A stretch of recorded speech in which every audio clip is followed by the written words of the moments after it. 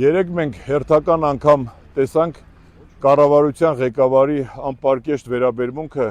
հայ կնոջ նկատմամբ եւ այսօր մեր քարոզարշավը սկսում ենք մի վայրից,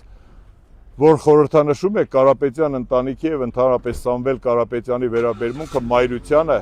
կանանց եւ Հայաստանի պետությանը։ Իմ մեջքի հետևում գտնվում է Վանաձորի Ամալիա Կարապետյանի անվան կանանց առողջության կենտրոնը, Վանաձորի ծննդատունը, որի ամբողջ ֆինանսավորումը կատարվել է Կարապետյանների ընտանիքի կողմից եւ նրանք չեն եղել ոչ պետության